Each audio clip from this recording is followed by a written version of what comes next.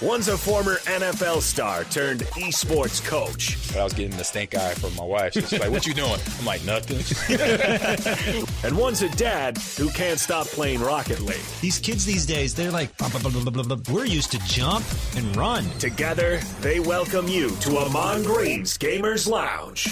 Welcome into Ahman Green's Gamers Lounge. I'm your host, Ahman Green. I hope everything is going well for you on your Wednesday hump day of the week here. So if this is your first time tuning into the Gamers Lounge, we are a podcast that talks about video games, and we talk about esports, and we talk about the culture around it, from animes to good movies out, comic book movies, or just movies in general, or TV series. Like, we're going to wrap up Season 1 of Mr. and Mrs. Smith on today's episode, recapping that episode, and Donald Glover and Maya Erskine, and what we liked and didn't like about the first season and final episode of the season. That it was a reimagining of the Mr. and Mrs. Smith of Angelina Jolie and Brad Pitt back from 2005. That's when that movie hit, John. You know that? 2005. Wow. Long time ago. Oh my God. 19 years ago. That is crazy. Oh man. So welcome in. So we are streaming out to Facebook, LinkedIn, YouTube. Turn that off now. YouTube, Twitch, X, and Instagram as well. So we're everywhere, as our good friend Mike Man, Grand Pooh Bear, has said. Every time he streams or he puts on social media, you put it out everywhere, so everybody knows what you're doing when you're doing it and all that fun stuff. So John, man, how you checking in with you, man? How you been since last episode? Yeah, thanks, Ahman. I've been good. You know, it's funny. Last episode, we talked about the impact that Caitlin Clark had on viewership in the college basketball world, and how, you know, I made the argument that audience, at least a fraction or a portion of that audience, is going to follow her to the WNBA. And eventually, if those numbers stay the same, TV contracts, the WNBA is going to go, "Hey, look we've got more eyes than MLB, than NHL, than NBA. Like, we need these contracts too." And somebody like Caitlin Clark, who I think is getting like $400,000, basically averaged out over 4 years, 76,000 in her first year. Those contracts are going to change. That's my prediction, at least in the next 5-10 years. But now, Ahman, we do have the WNBA draft, which occurred. Yeah. And did you see it? Yeah, I watched it too. Right. So we're not only tuning in to watch Caitlin Clark play basketball, but this WNBA draft shattered viewership records. 2.5 million people watched the draft. Right. And I think over the years, obviously not even close to that. I know I've watched it over the years. I'm a sports fan, so I do tune in for certain drafts when they pop up. Major League Baseball, so football, basketball too, because that's coming up. One of the playoffs is run. But yeah, having that for the women, I knew that was in the back of my head. What's the viewership right now? And so impressive, and super excited for all the young ladies that got drafted that day. But then, like I said, it's a benchmark now in history for women's sports worldwide that we see that moment happened, because you got, I'm pretty sure, just like Caitlin, how she mentioned, and they show video of her when she was a kid, dribbling and learning how to shoot, and her dad putting her through drills, that it's the next generation of Caitlin Clarks and Cordovas coming up. Trying to think of some of the other Reese from LSU, players like that seen those young ladies play, and now you got other littles growing up to have the same aspirations to be the next great WNBA player, and other sports that's coming up. But we got women's flag football, we got women's football in some states too. So things are changing, and I love it. You know, I'm a sports fan, so for to tune in to something a little different, watch some more people I say in competition. I'm all for that. John. Well, two small things to add to that. I'm with you, Ahman, for sure. I'm all in. And Reese went to Chicago. So Chicago versus Indiana, Reese versus Clark. That's what we're all going to be watching. They knew what they were doing there. But I want to say that, but maybe it just happened that way, you know? It could have. And then the 2.5 million, by the way, according to ESPN, Monday's viewership of the draft was the highest for any WNBA telecast since 2000. 2000. Well, since 2000, they write. Wow. So nice. Quarter of a century ago, when NBC, a game on NBC at the time, drew 2.7 million viewers. That's in the year 2000. So Yes. the impact's not even a game, and it's almost one of the most watched WNBA events ever.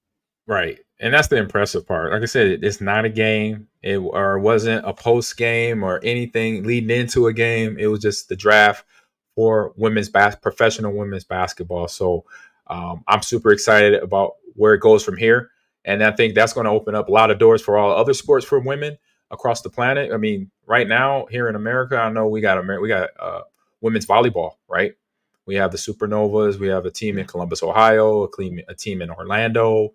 I think it's a California team. I'm not sure if it's Los Angeles or I think it's San Diego. So you have 9 teams nationwide for women's professional volleyball, which for me, I thought it'd been around for a long time, but it's probably been around in more small pockets, like in California or Florida, where they have beaches, stuff like that, where it's beach volleyball, where you have those areas for the young ladies to have a professional career. But obviously now getting more eyes on it, that means there'll be more lucrative contracts from being in those leagues and able to sustain, live a life before and after they're done playing volleyball or basketball, kind of like with men in football, baseball, basketball too. So that's the part that I'm excited to see, $1 million deals.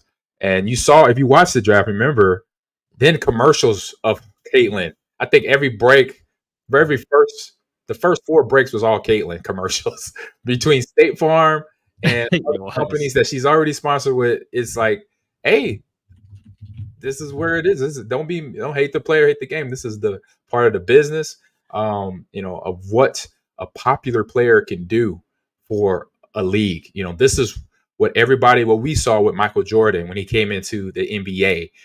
And now currently in the NFL, you see Pat Mahomes doing what he's doing and in the NFL. And in Major League Baseball I know during our time growing up as young adults and now men, Derek Jeter, he was one of those guys that you follow him and he was on a good team and he played well. He was the captain and all that, but he brought eyes to the game, not only because he was a Yankee, but because he was a good player, and good players do that. And so to make sure the university level, at home, you develop young athletes, make sure you're on your job doing that, because obviously we sports fans on this planet. We want to see competition. And, in reference to our guest coming in, he's a competitor and he's a very good one. And so in his space as well, in esports, the esports professional space, we're going to talk a lot about it in length with him. He's doing big things for himself and for his organization and for just the esports in general, that for what he will do now will change it for then the next generation of esports pros, or come path to pro players that are at my level that I'm coaching and directing at the college level. So it's a big deal. So on that note, I'll say for myself, before I go into bringing in our guests, I know I'm super excited about our guests here today. We went to our first Big Ten LAN event. Obviously, we can't call it that unofficially, but we call it the BEC, the Big Esports Conference. And our Super Smash Brothers team made it there. So shout out to Sam, Skylar, Tate, Max, and Sam, Skylar, Tate, Max. I know it's one more. It was 5. Of course, I'm getting the 5th. It Tate, happens. Max, No Skylar. worries. Oh, Christian. There it is. Boom. I got it.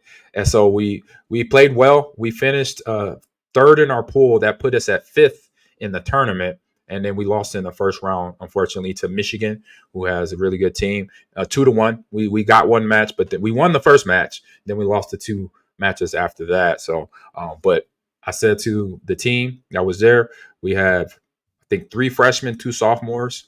So we have three freshmen, 1 sophomore, and I think a senior graduating. So we have 4 of 5 players returning for next year, and that's going to be awesome, because now that they have that experience and they have that knowledge of making it there already. And I said that to them. I say, don't hang your head low. Y'all came in here and competed. They got a couple wins on the stocks and what you have in Super Smash. So good job for them. And we had Eric Dundas, who is their team manager, along with us, Z, our president, and then Sam Newell, who is also part of production. He is one of the students that volunteered from the for the production up in Ohio State to help out with everything on stream there. So Congratulations to the Smash team on making it and doing their best. And then next year, looking forward to next year for all the teams to be there for Nebraska. And we get our facility, which we'll most likely have.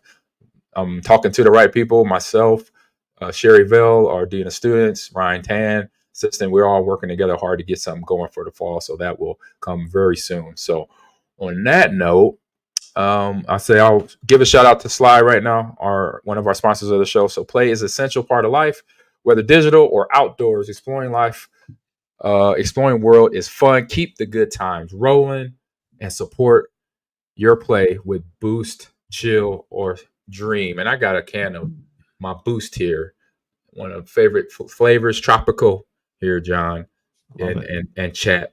So check it out here. Go to the website, drinkontheslide.com. Please do that and explore. And on that note, I will bring in our guest here today. He is a Overwatch pro. He goes by the name of Dante. He's done some fun and special things in a place that I wish I was a pro in gaming somewhere. But hey, I'll leave it to him. So we're bringing in Dante, man. Dante, man, how you doing? Hi, I'm good. How are you guys?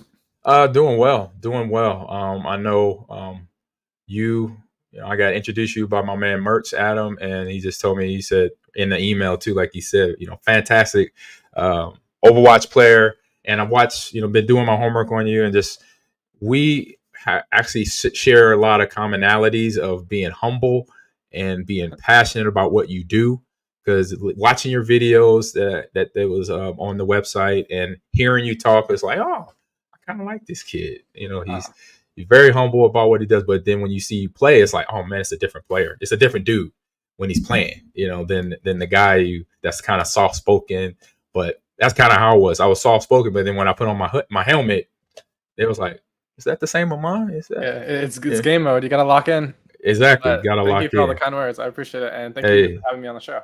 Hey, you're welcome. You're welcome. So we could get into a game. So I think you could send me an invite, and then John, Gotcha. I'm gonna ask you to help with the questioning while we're gaming, because we're not great at multitasking here. No, believe me, multitasking is the worst. So get that set up. And you just talked about game mode. Ahman said how he's kind of a humble guy when he played football, put the helmet on, all of a sudden get out his way.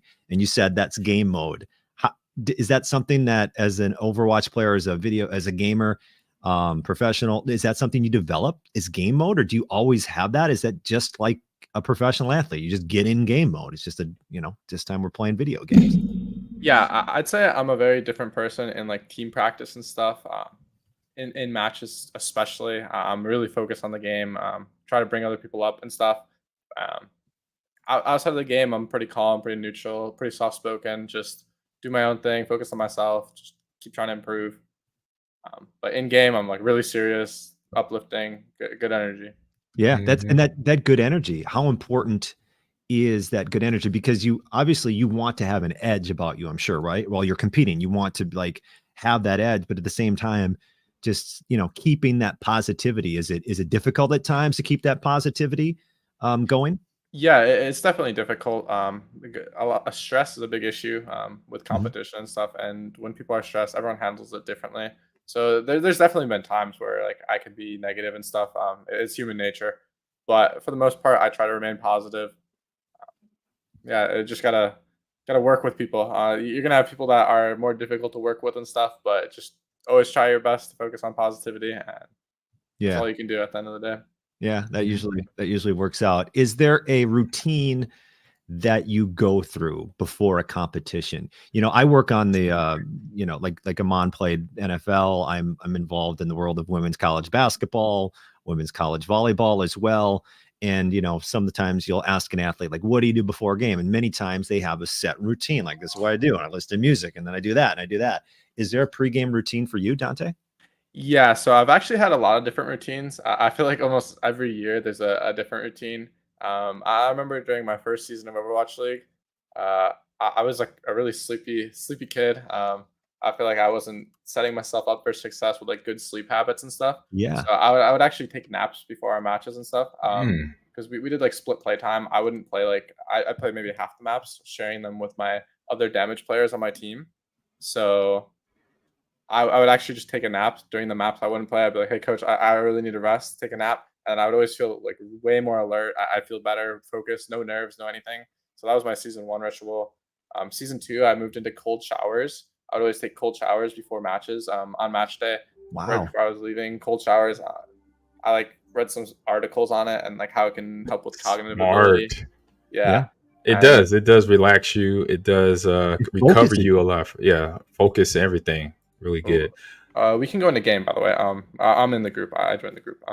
Okay, how do I've been on here in a while. Remind me. You can give me leader. I can do it. If you go top right on my icon, right click. Oh, right click. Oh. Yeah. There we go. Promote the group leader. Boom. Got it. Okay, so year 1, you were taking naps. Year 2, you're doing cold showers before competition. Is there anything new with the pregame routine you're doing now? At the moment, I like to do mindfulness before matches. So year 3 is when I started mindfulness, meditation, like deep breathing. I think it helps a lot with nerves. I'm not a particularly nervous person, but I do notice in matches I'm definitely a lot more amped, which it's good. That's what helps me play better. But I don't know. I like cold showers. I try to do both. It's kind of hard to like choose one because I feel like they're kind of like the opposite. Cold showers like kind of amp you up. Mindfulness like kind of brings you down a notch. So I'm not sure what I like more. It kind of just depends on the day. I just choose whatever I'm feeling at the day. Here's an idea for you. Multitask. Do the mind, like try deep breathing and mindfulness and all that stuff while you're in the cold shower, Dante. Right? So now you have nothing to do but focus your mind and train your mind in that adversity of the cold shower. So maybe you get I don't know. I'm just throwing it out there. Maybe it's not a bad idea. Normally what I do, if I notice that nerves are an issue, I like to do it in the lobby. We have like a lobby that we're in right before match. I just like to focus on breathing, calm down. It helps a lot.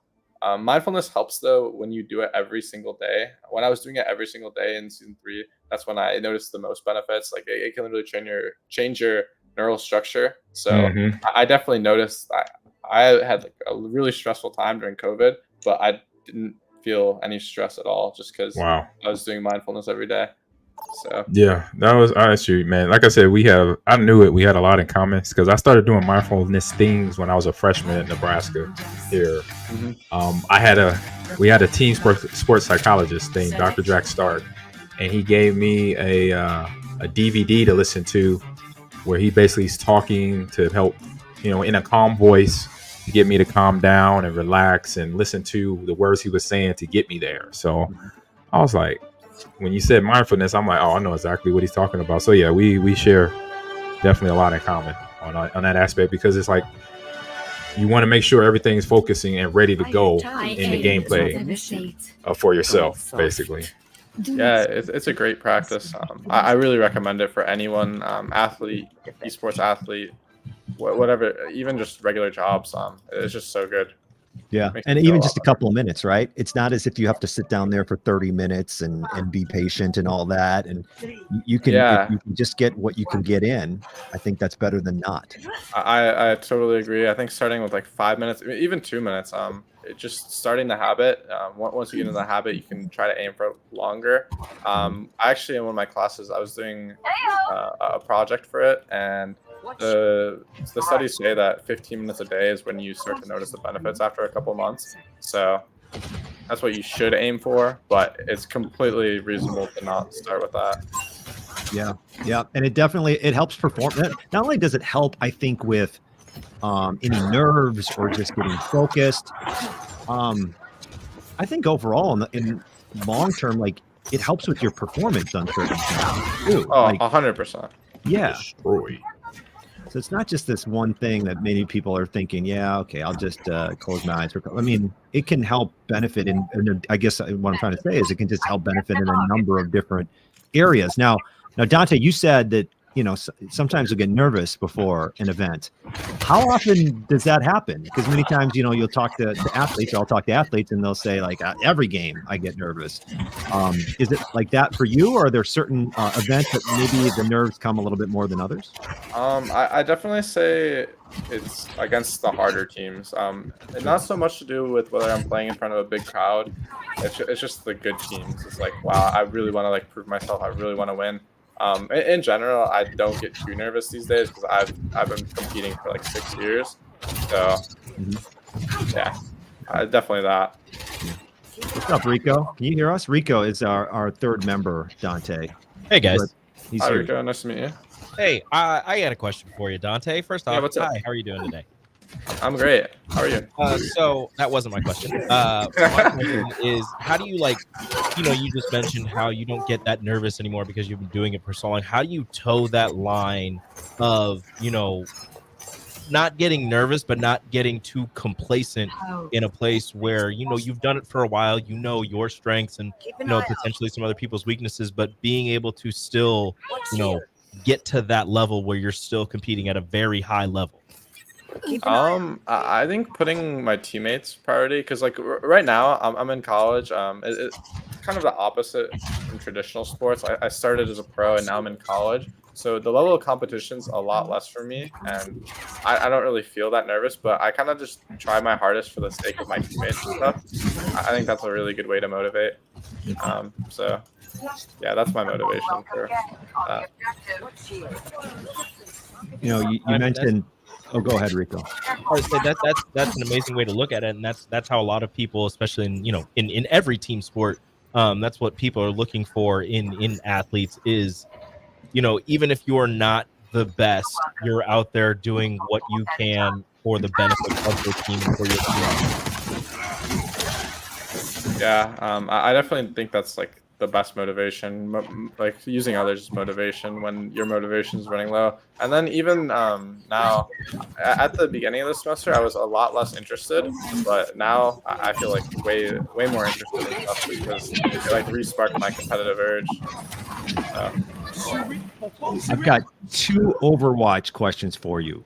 Number 1, you talked about being the Overwatch pro and then now going into the college version of playing Overwatch in the collegiate ranks.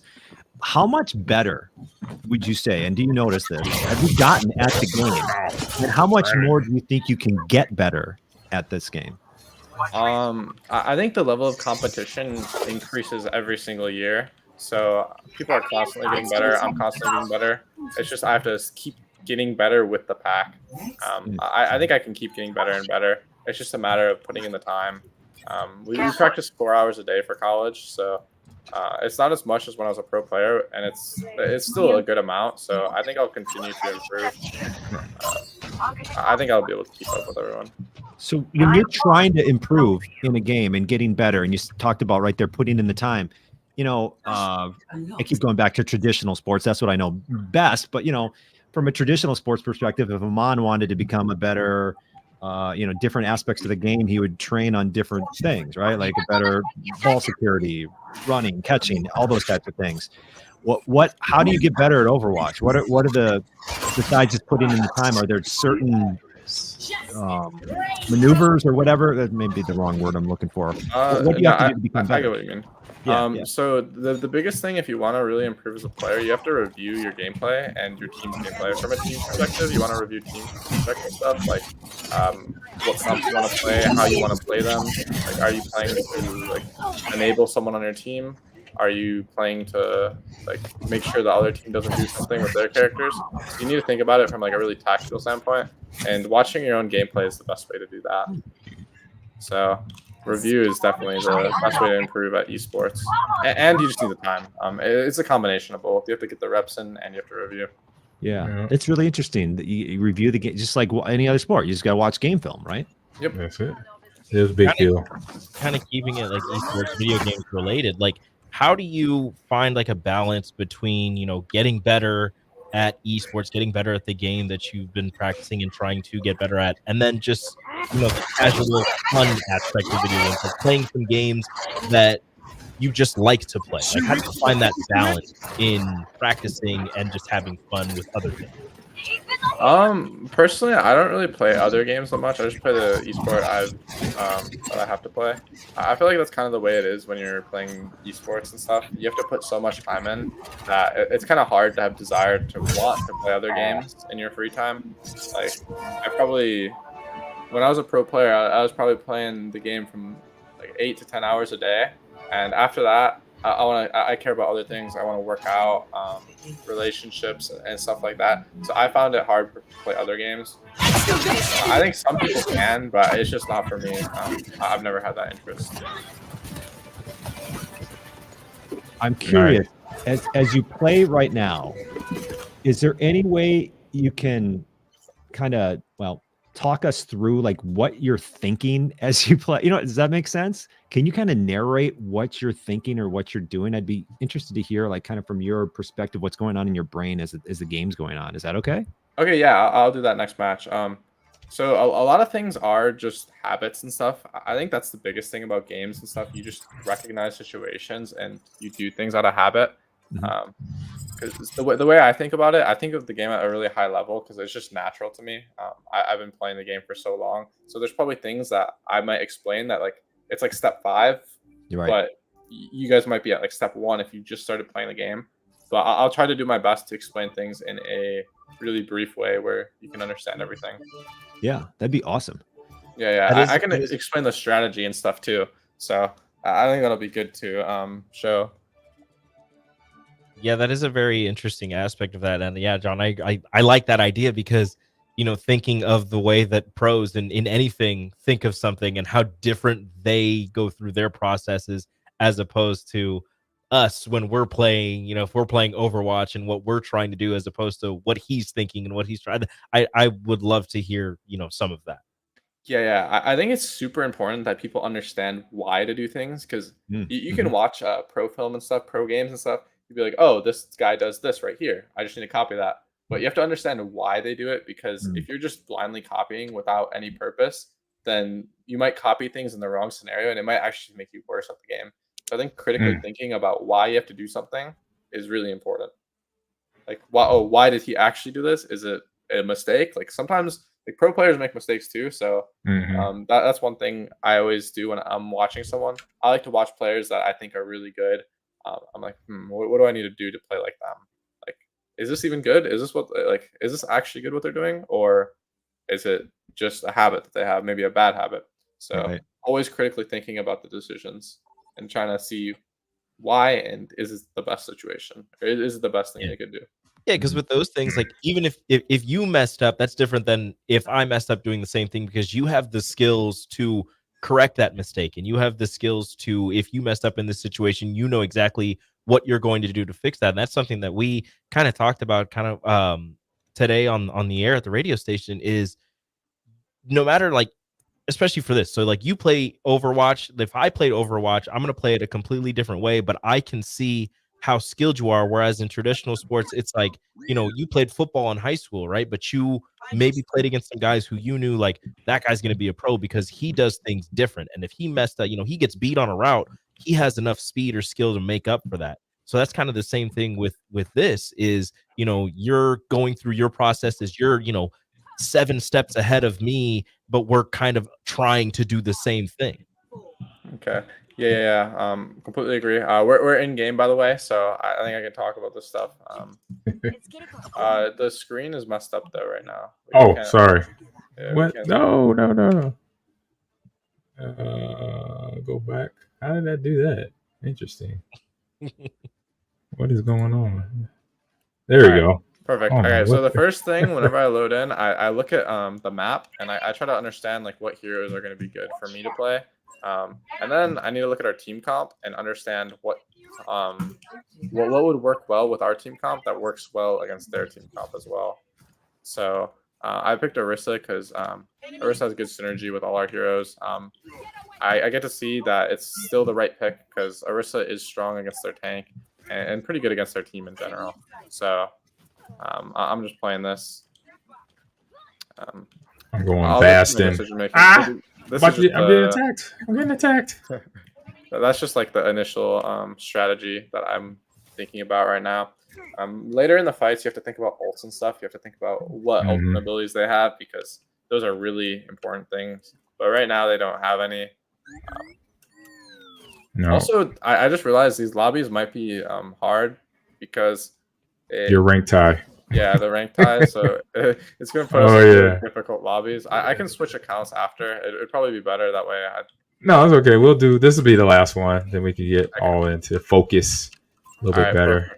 Yeah. So also, sorry, I have a hard time multitasking as well. So if the questions aren't that good, or if the responses aren't that good, right? Doomfist behind me just took me out.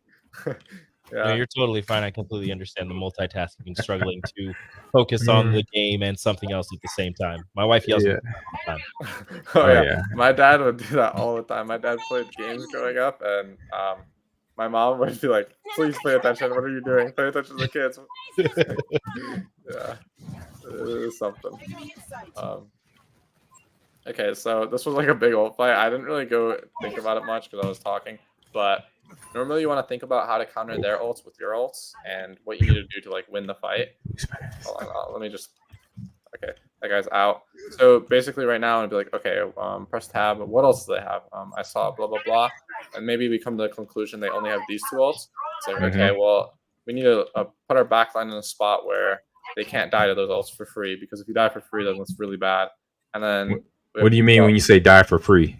Oh, it's like if you have a bad position and then their ult can get on top of you and just one hit you or something, then that's dying for free.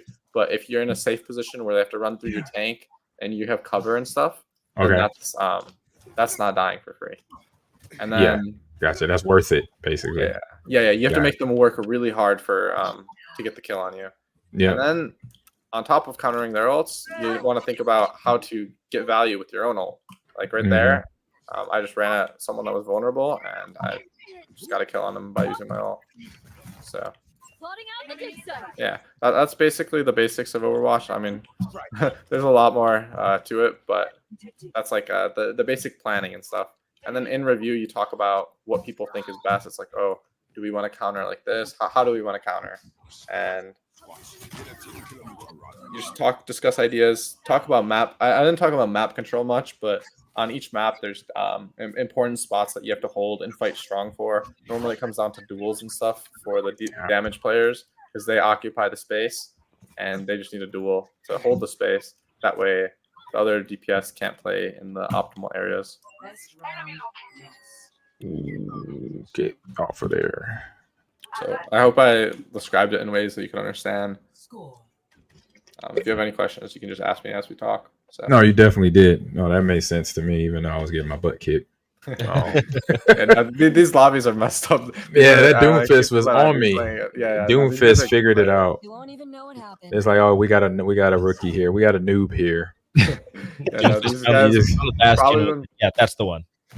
That's the one. I'm just gonna go to him, and I'm gonna go to that Bastion all day. He's not good.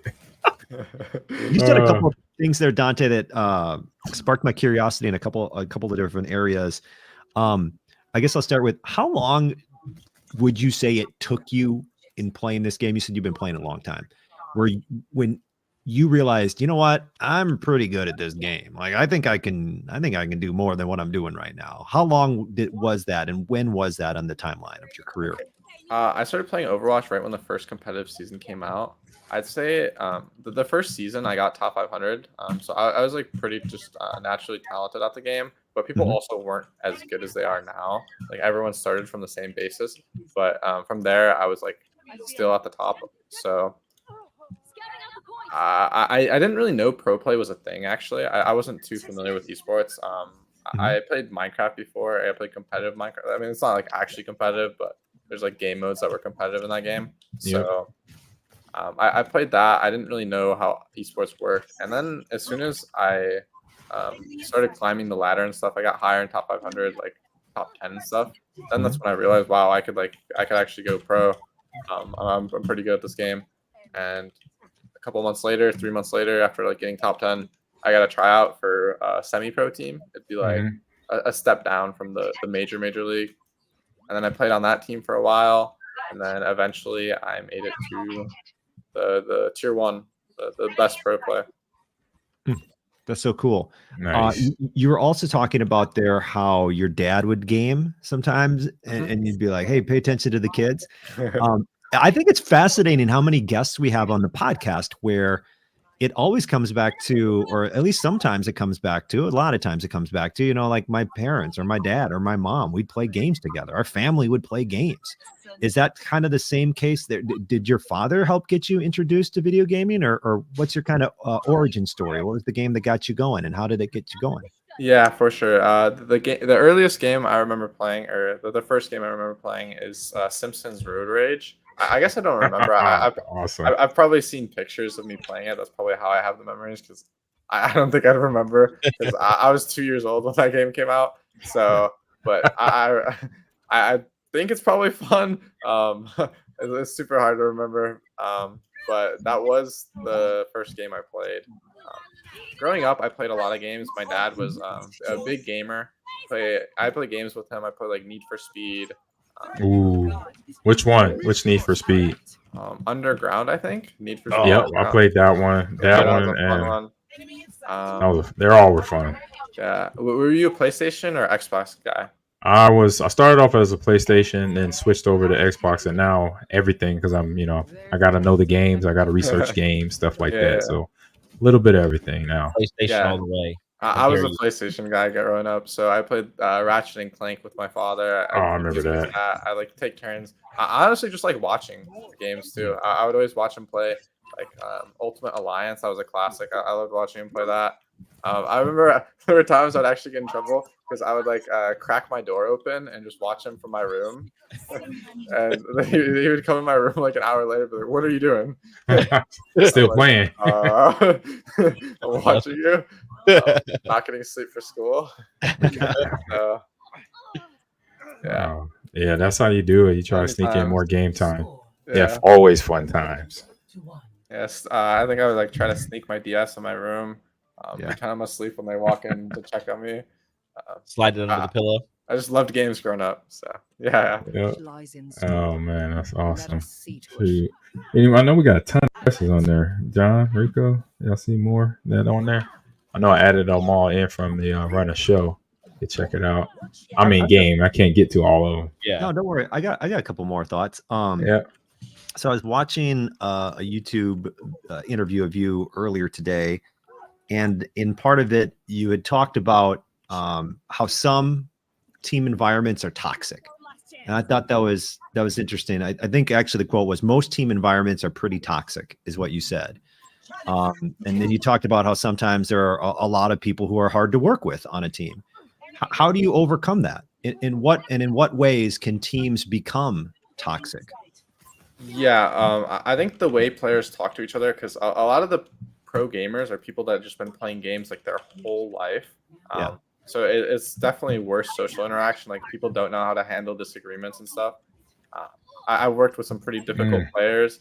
My coach just told me basically I had an issue with one of my players a couple of years ago. And he was really hard to work with, just always complained. His feedback wasn't really good. But then my coach was like, you have to remember, like, this is his life. He like dropped out of school to like play games. Like he just always plays games. He doesn't have that good of social interaction. Like he doesn't know how to resolve things in like a mature way. So don't take it personally. That's just how he is. And then I think using that reminded, like, it just helped me a lot throughout my days. So just understand that not everyone has like the ability to do that, and just work around them. Make it easier for everyone else by working with these players. So, yeah. Would you say that toxic environment, a lot of that is like you just described, like people maybe not wanting to take, or just complaining, right? Not wanting to take responsibility sometimes, and or just complaining. Is that the most toxic type of features? People can definitely be a lot more toxic, like the way they say things. Oh yeah. Yeah, I'm sure you can imagine. Like most video games do have issues with toxicity because I don't know, people are League of Legends chat. Yeah, Overwatch team sometimes. Yeah. When you can't see someone, I think there's like psychology behind it, but like you're a lot more rude to people that you can't actually see. Like you forget there's a person behind that screen.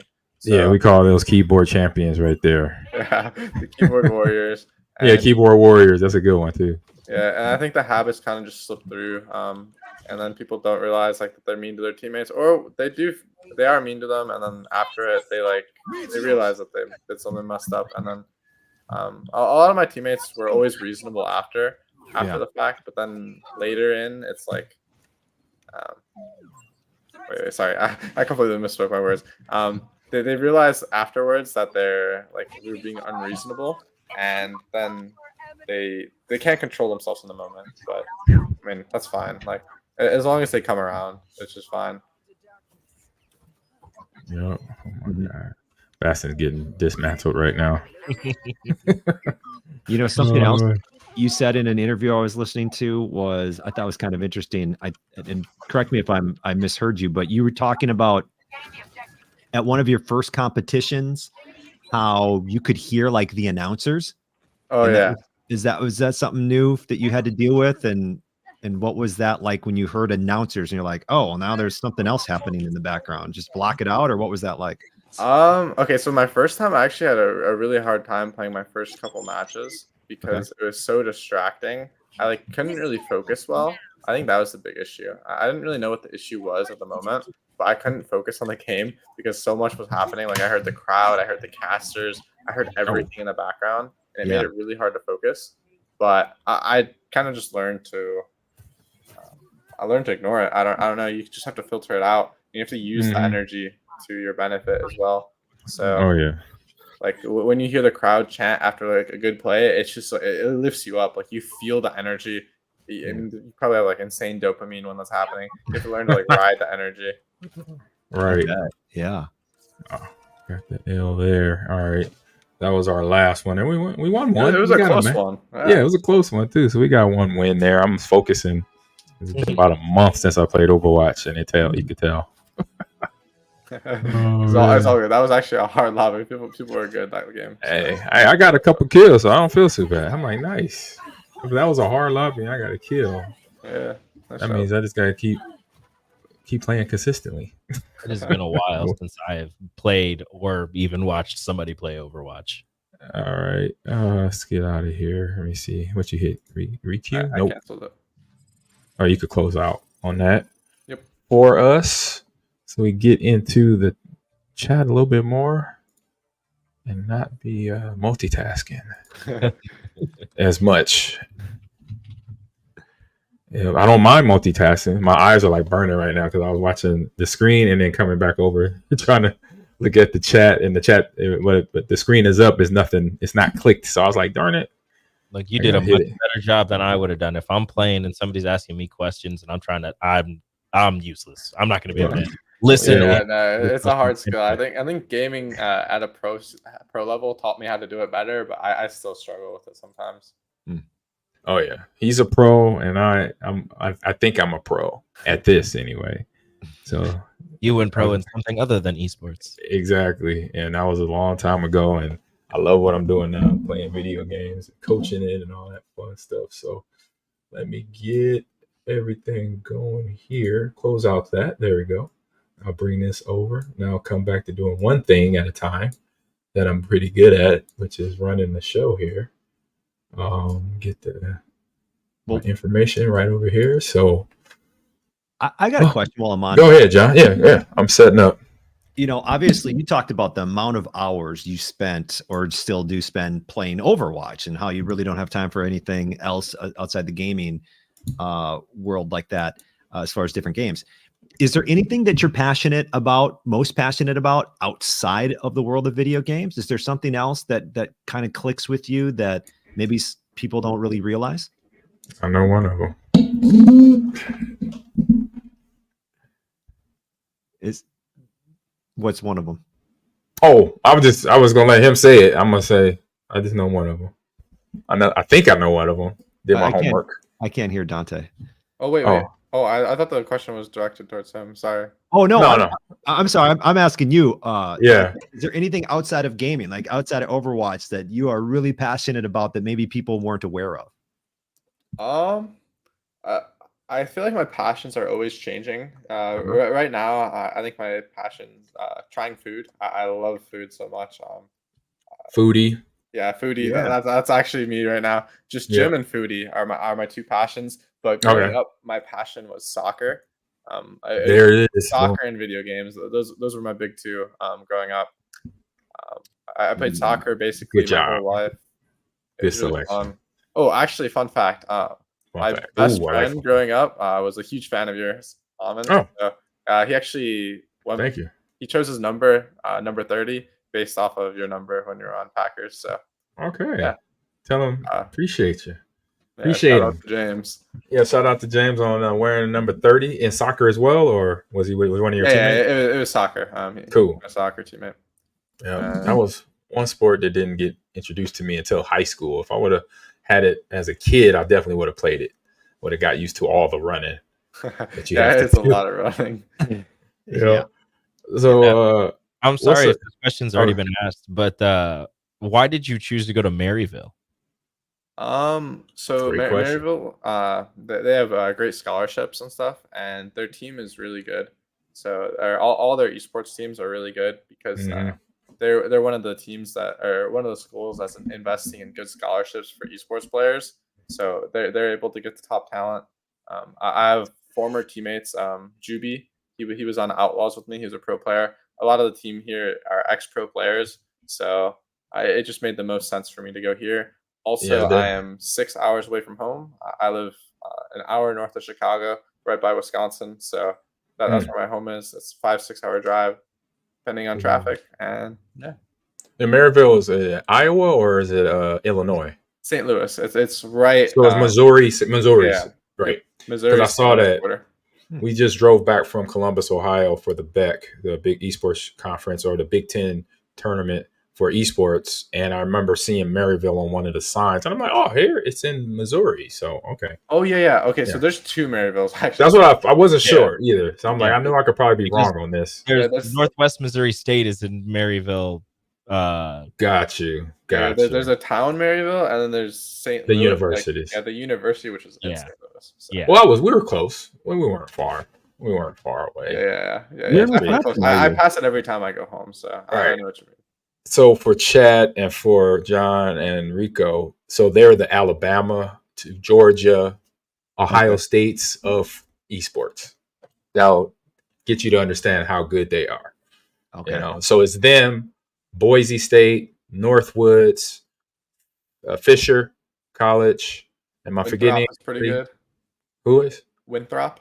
Winthrop is another one. Oh, is that how you pronounce it? What's another one? I think there's another one. ISU is pretty good. Yeah, Iowa State. Yep. Or Illinois State University. Oh, Illinois State. Okay. Yeah. Oh, that's a new one to me. I didn't know that Illinois State was Yes, those guys and girls that you got to pull. You got to make sure they're going, when they pull up, that you're ready to go.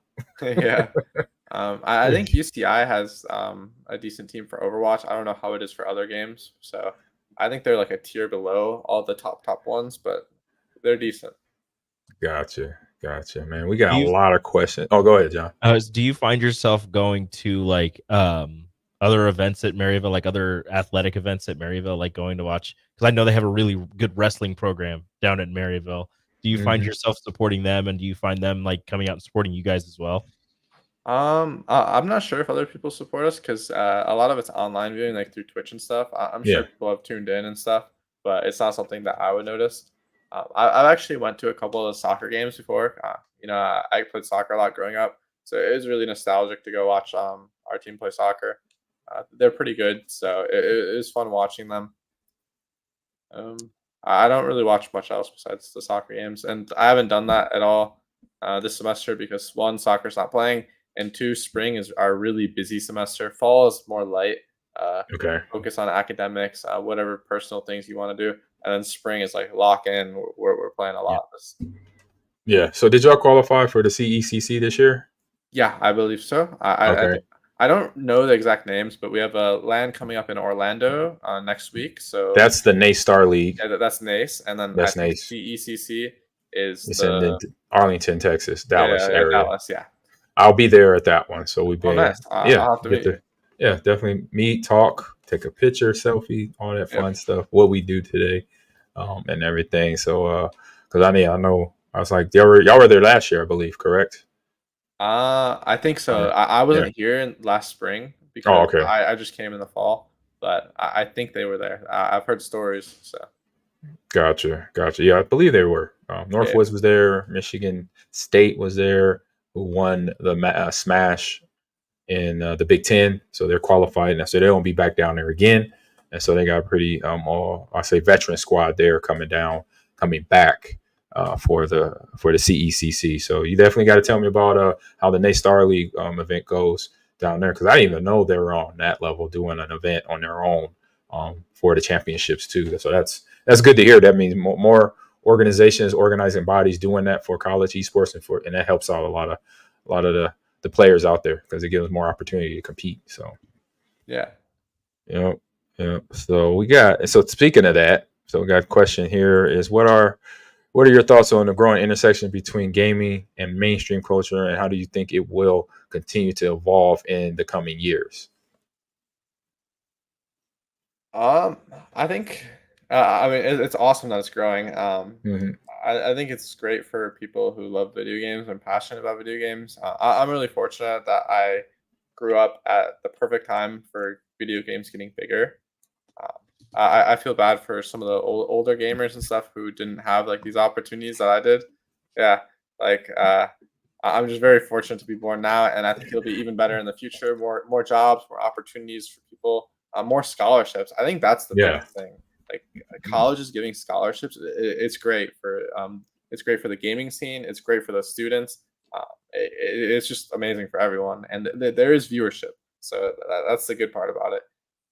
Yeah, the scholarships are huge. I say that was the first ask when I was at Lakeland, and it was just partials, but those partials meant a lot, because when I was doing my recruiting calls and talking to parents and kids, that was some of the first questions. Do you have scholarships? Do you have a facility? Stuff like that. And that's the one thing we have struggled here at Nebraska. We don't have a facility yet. We do have a scholarship, but we're working hard to get one. So I believe here in the next few weeks of school, we'll find out something about fall for us. But I know in looking ahead, but having those scholarships is so big, because then the kids then know that they're going to definitely get something out of it, between getting an education and able to play their favorite game at the college level now. Mm-hmm. So, all right, we got a couple more questions here. I'll say really the last question, because we asked a lot of questions. We're going to get on to the other parts of the show. You're definitely welcome to stay on and pay it and listen to what we talk about. But the last question, what's in your plans here in the next few months to year for yourself? I know you're in school now. What year are you in school in terms of that? And then I know Overwatch League, now it's the championship series. Does that change anything for you in your future coming up here in the next year or two? Yeah, so I'm actually playing in the Champion Series with Maryville. We're doing pretty well. We got fourth last tournament. We're Nice. aiming for top three, because top three will go to Dallas in May, like right after CECC. So we really want to qualify for that. It's definitely in our reach. We're right up there with the top three teams.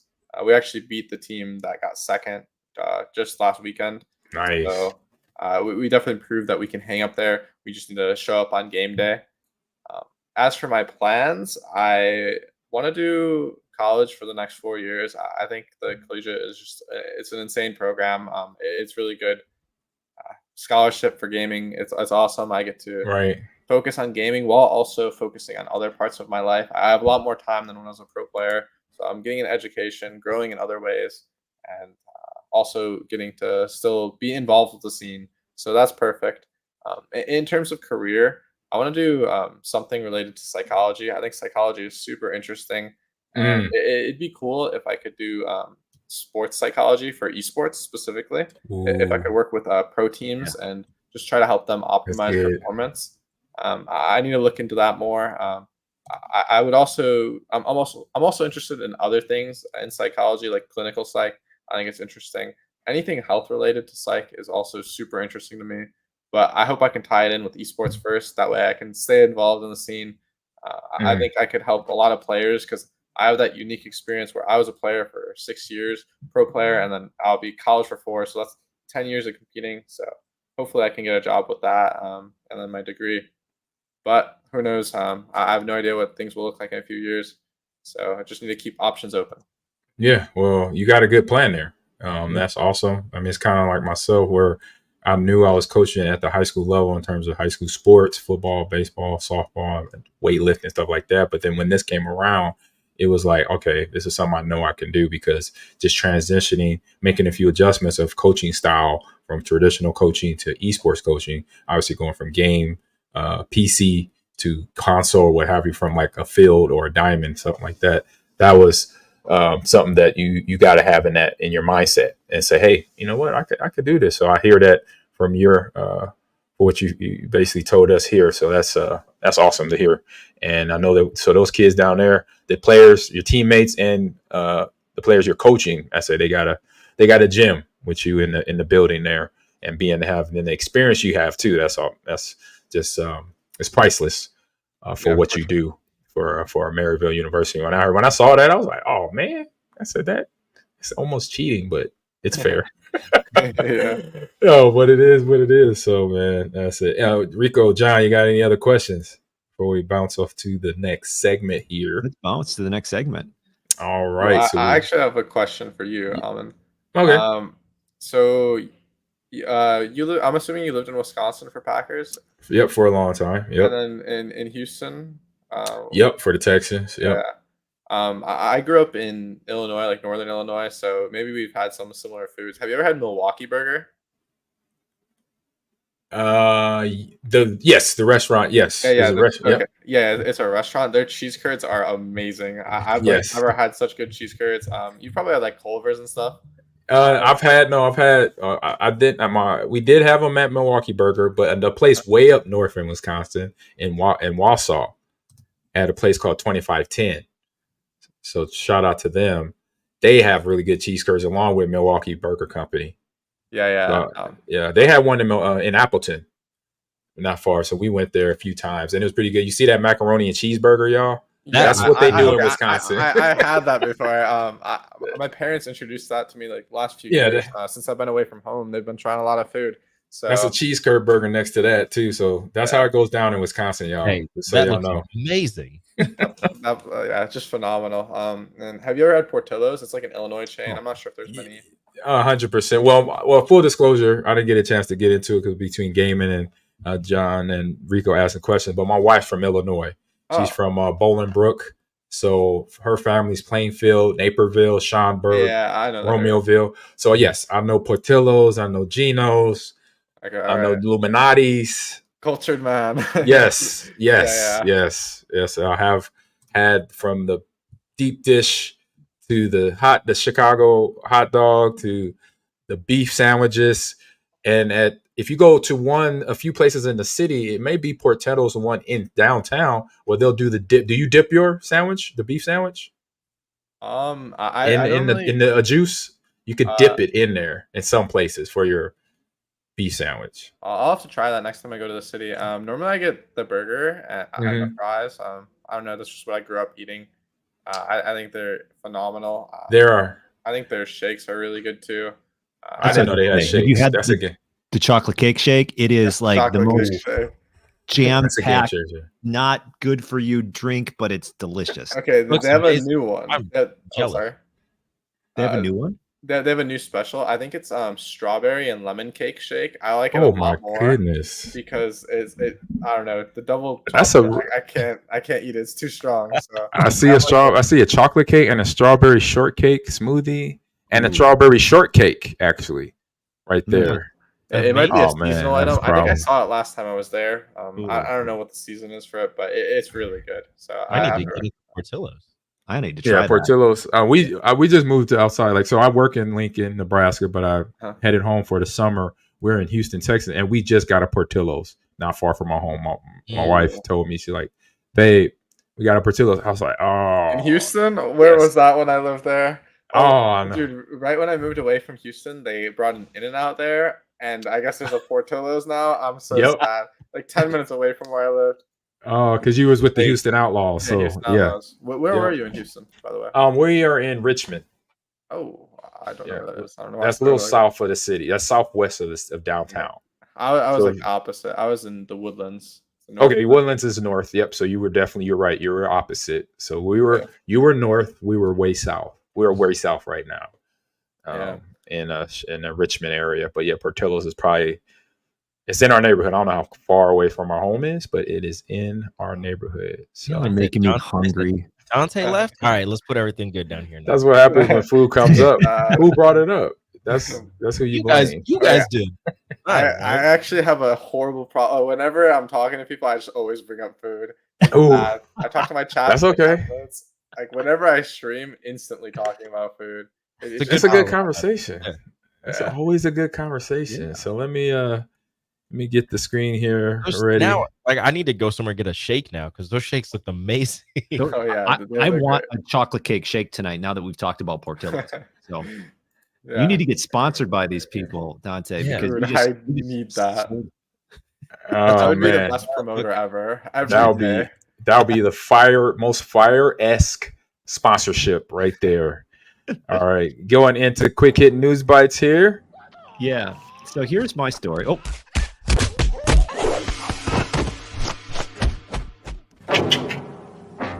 There we go. Quick hit news bites there for you, Dante and chat. All right, John, you're up.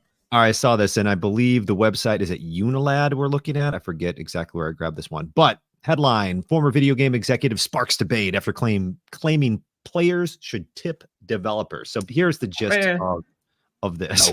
No. Already know. Well, just hear out his rationale. Okay.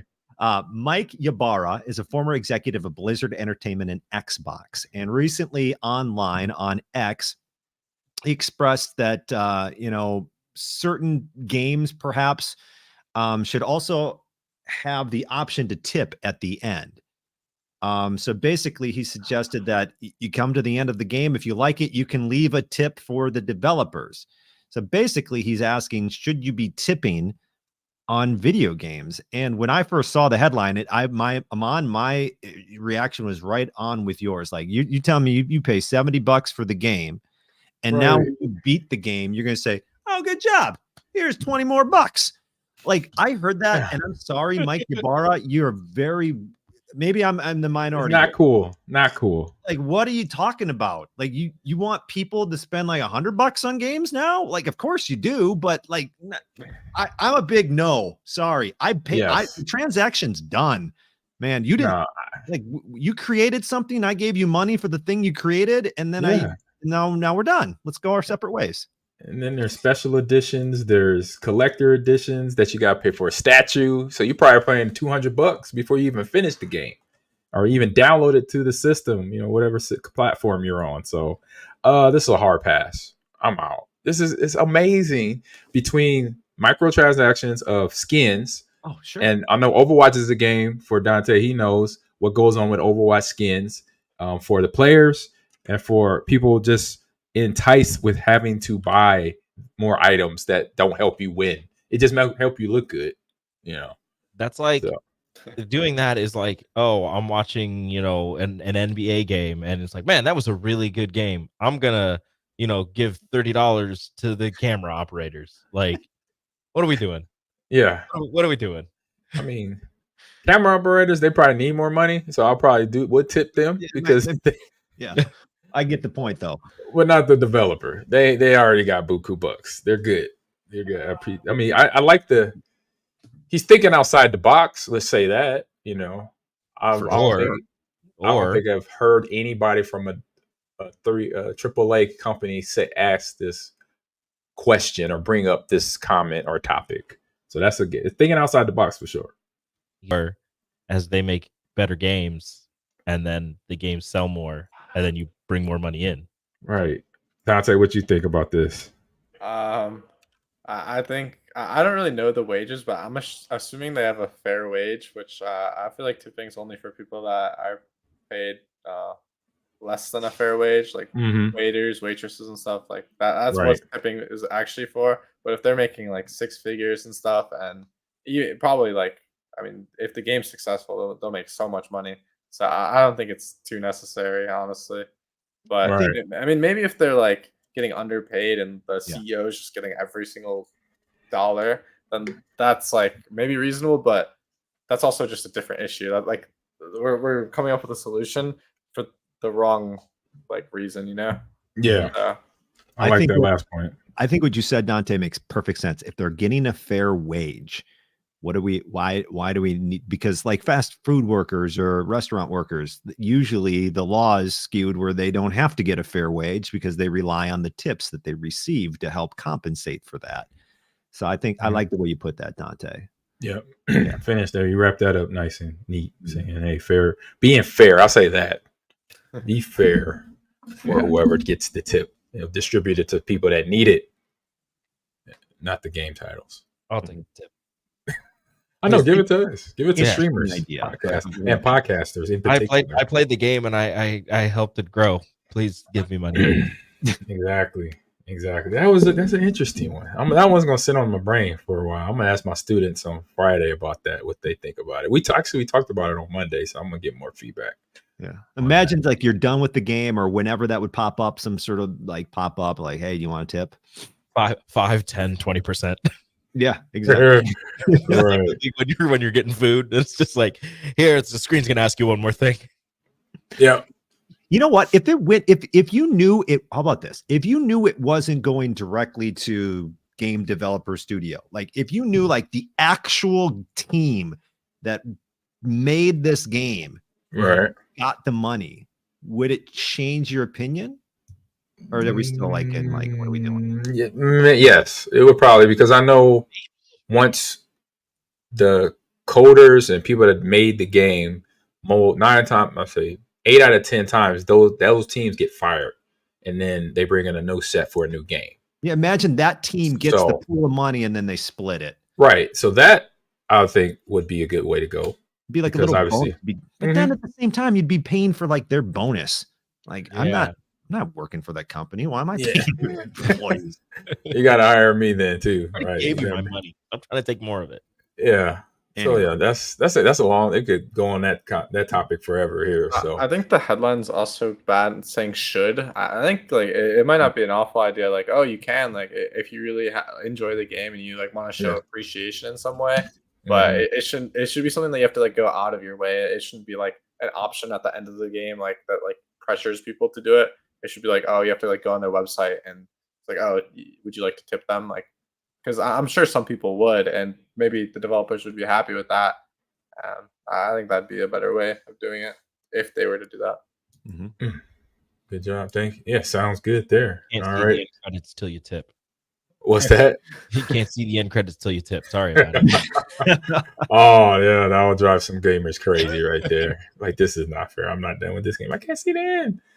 On that note, we'll head over to a game and talk about Helldivers patch 2. Helldivers 2 patch confirms what most be wretched automaton sabotage because none of the weapons are working as intended. And hearing that first headline, I know playing the game, and since it's been out, it's been roughly a month, and it's been so many updates on this game. So I'm really not surprised at what's going on right now, because with you patching it up, I think almost every week since it's been out, they've been making changes. They've been getting user feedback, and then they act, which is good. Usually developers take their time, but they're acting instantly to feedback from the players playing this game. But I think right now that's what's causing the hiccup. So I'll read a little bit more here. It says new Helldivers 2 patch is live now, confirming that it's not just you, but a whole bunch of weapons don't really work as intended. So earlier, Helldivers 2 patch, 1.000230, which was for a Helldivers 2 ship module, which upgraded currently was bugged. And while the developer recommends simply to restart your game to then get the problem to go away. So having to do that, I think that right there just tells they got a lot of all that. I say, if it was a heal, if it was if it was a wound and trying to heal, you got all that scar tissue in there, and you can't function around with all that. Sometimes that scar tissue holds you up, and I think something that you got a lot of work going on that is keeping the game from functioning the proper way. So just no fun for some of the Helldivers in trying to receiving things that you earn in the game, but when you get it, it's not doing what it's supposed to do, basically. So interesting. What y'all thoughts on that, guys? Always blame the automatons. Hey, the automaton. I haven't faced them yet, and well, from what I heard, I don't want to face them. They rough and they shoot better than you. It is, but part of it was when this game first went out, it got so big so fast. It did very popular. Servers weren't able to handle all of the people that wanted to get on. So like that's part of the updates, but then it seems like they're, updating the not the maps, but like, there were people that were saying, they finally beat the automatons and there was like the parade or whatever, and then they went back into it. So they're like updating things to keep the game like fresh, relevant, and relevant. But it almost seems like you were saying they're reacting to player comments and all of this, and it almost seems like they're overreacting. Like when people give them ideas or thoughts on how the game could be better, they're acting immediately, as opposed to, okay, well, let's see if more people come up with this, if this problem is something that somebody else, which usually is a good thing for a company to react fast. But at a certain point, it's like, okay, like take a step back. You made something amazing that people are enjoying. Let it play out. And if there are multiple complaints about this problem, then you go in and you fix it. Right. So Dante, from your point of view, I know Overwatch is a game notorious. Most shooters are notorious for changing. The biggest thing is the meta in some games. So what was a moment, or how does it affect you when you're, having that situation happen to yourself? Personally, I don't mind when it happens just in rank and stuff. It's just you have to adapt, get better at the other heroes. I view it as a way as like, no, the game is so different. It's a good opportunity to practice the other heroes that'll like better round me out as a player. But when it comes to competition and you have to change patch like right before a big competition, right? A few weeks ago for OWCS Champion Series, they changed the patch. They nerfed Maga like 3 days before the competition, and it went from Maga being always played to never played at all. So it was a little frustrating, but I'm kind of used to it because that's kind of how it's been for Overwatch competitions throughout the years. The biggest priority is the main player base, not the like 0.0001% that's competing. So it makes sense that they prioritize it like that. If there's a character that's just making people not want to get on and play the game, right, it needs to be a priority. So I understand that, and that helps me that helps me care less. But I remember when I was my first years of pro play, I was like, why do they do this? Why would they do that? Like, it's so bad. Like, these developers suck. But I came to terms that it just has to happen if I want the longevity of the game. If I want to have like my scholarship, like these things need to happen so the game stays fresh and played for everyone.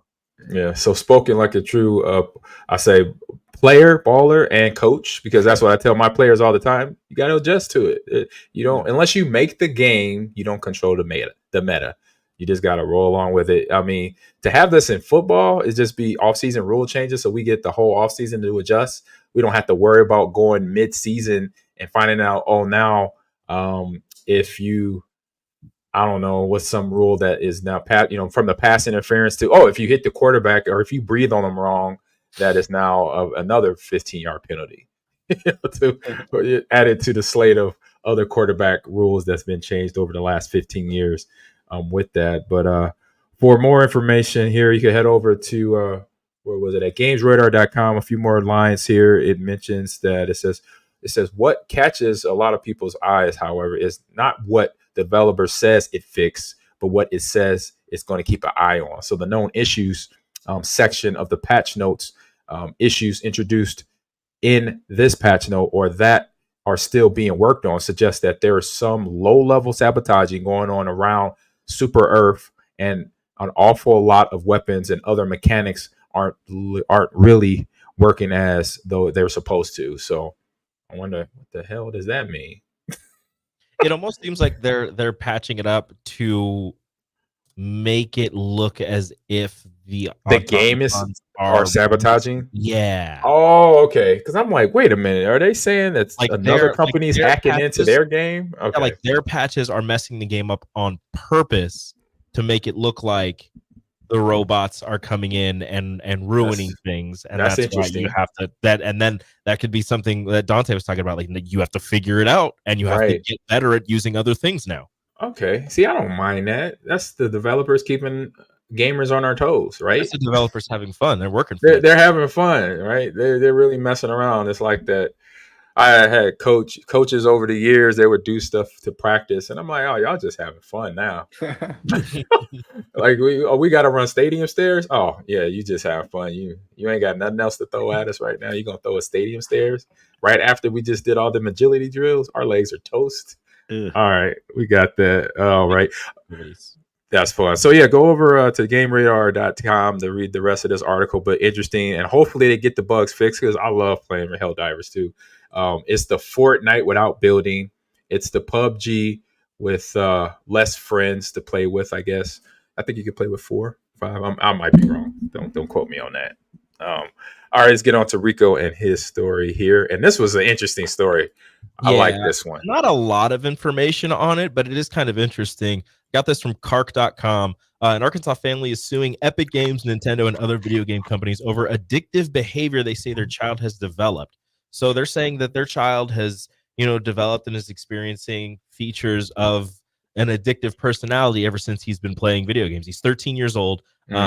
He or she, I'm not sure, their 13-year-old child is experiencing and showing addictive personalities. So they're suing Activision, Blizzard, Epic Games, Google, Nintendo, Infinity Ward, Treyarch, everybody, Microsoft, Electronic Arts, and Ubisoft. They're suing all of them, saying that the video games are creating a system of operant conditioning in the kid where a stimulus is in the game with artificial intelligence. That stimulus creates a response with the kid. They're saying that this kid is so addicted to these games that he just can't do anything else. He has to play this game until he, gets that high or whatever from the game. Beats it or gets better at masters the game. My mom and dad would have told me. And Aubrey Quinn of the Entertainment Software Association, trade association for some U.S. gaming companies, said that AI creates a positive user experience. They're blaming AI because everybody's blaming AI. You know about that, John. Artificial intelligence is used to help monitor what people are seeing and what they're typing in the game platform. She's also saying that, or she's not saying, but the lawyer that's helping the family is saying that this child, they're talking about parental controls, and if you use parental controls correctly, your child won't become addicted because he wouldn't be able to play it. The lawyer for the family is saying, well, this child is so addicted that he created other accounts to get around the parental controls without the parents noticing. And a part of me with that aspect, a part of me is like, that's not on the video games though. Right. Like, that's not on them creating an addictive thing for the child. That's on the child doing this and the parents not noticing it. So a part of that, him getting addicted to this is that he's going behind his parents' back to do these things. And I don't know, it's hard because are video games addictive? Up to a certain point, yes, but I don't think that they're addictive to a point where you need to sue the video game companies for your child, your 13-year-old getting addicted to these video games. When you are the parent, you are still in charge. You should be able to handle this in a way in which you remove this addiction and not allow the child to create other accounts to get their high, if you will. First off, let me see here for a second. Oh, it was something I was going to say. There's not a lot in this, but just like that amount. There's enough. No, it's plenty in here that we could unravel real quick. But first off, I'll just go to what I do remember is my mom and dad rules. And it's on the parent. I tell people, because I've had conversations with parents before I really got heavy into coaching esports, that I tell them this story is that you're in control. My mom and dad told me I got set rules during the week, no games until you got your homework done. And then when you do play, maybe an hour, maybe 2 hours, that's it. On the weekend, you have a little bit longer. You got 3 hours to play, but then you got to go outside and touch grass. That was it.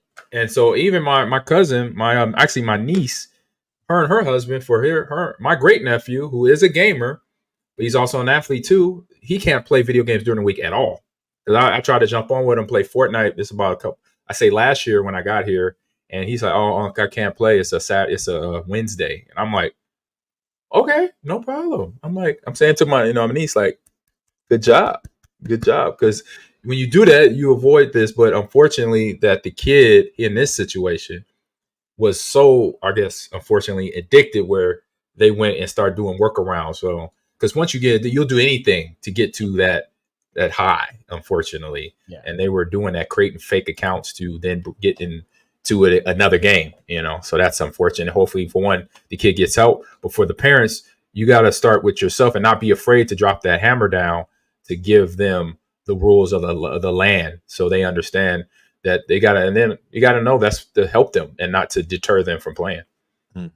Real quick, because I want to hear what Dante has to say. I want to hear from somebody who's playing 8 to 10 hours of video games a day at times. This seems silly, but at the same time, I kind of get it, right? Like, I get that there's this thing that's very addictive, and it's called video games, and there's games, and that's the way that you don't make a game that is addictive at some level, then what are we even doing here? Then it's just a thing that you just do, and it's fine, it's whatever. But the addictiveness, or the when it gives you those, like, when it's fun, like, that's what makes it partly addicting. But at the same time, like, the parents are upset that their child was able to bypass the safety features of, like, to stop letting the kid play video games. Yeah, just take the whole system out their room like my dad did. Say, hey, listen, actually, buddy, this is out of control. We need to figure this out. And the first thing we're gonna do is we're gonna have to take it away. I'm sorry. Hey, we'll figure it out. I don't. Right? How do you see this, Dante? Yeah, my parents would just take it away. They'd hide the PlayStation, and it's done. Like, a solution: just hide the PlayStation, hide the PC, take the graphics card out. There's a lot of solutions. I feel like suing is pretty silly, but I definitely think addictive behaviors in video games are a real thing. No, it is 100%. You just have to, like, control it. Like, I remember I would get really addicted over ranked ladders and stuff. Like, for Overwatch specifically, if my rank ever fell below, like, what I wanted it to be, like, normally I would always try to be, like, top 10 to, like, top 30. If I ever went to, like, top 50, top 100, that's, like, I would think about it all night. I was like, dude, why did I lose so much today? Oh my gosh, like, I'm waking up at 8 a.m. tomorrow. I'm playing more. Like, dude, what were my teammates doing today? Like, just finding things to blame. Just, like, I need to play more. Like, play like 8 hours. And it's like, I'm already thinking about playing again tomorrow. I'm, like, still, like, hung up on it 3 hours after I lost. It's like, it's addicting. It can't be. Yep, 100%. It's those addictive personality, and then kind of what John said is you're making a game so that it's kind of addictive, so people keep coming back to it. But yeah, at a certain point, as the parents, like, you have to take control. You can't just let your child go on these workarounds and continue to grow their addiction to this game. Yeah, 100%. Yep. So I say for the kid and the family, hope they get all the help they need, and then hopefully, obviously, from the parents' point of view, a huge learning lesson here for themselves moving forward with their child. Good luck suing all of those big video game companies. Right. Yeah. If that goes down, they're gonna set a precedent if they win. Yeah. They're gonna have video game companies on point. Yeah, they Googled video games. They're like, these ones, all of them all. Oh my goodness, that would be amazing if that goes down. All right, headed on to our this or that. How much time you got with us, Dante? You got all day, or you got to run? If you got to run, let me know. I practice in 30 minutes, so probably like 20 minutes. Okay, all right. Just let us know, and then we'll say our goodbyes. But thank you for hanging in as long as you have so far. Yeah, thanks for having me again. Yep, and now we're headed to this, our fun part, one of our fun segments here, this or that. This or that.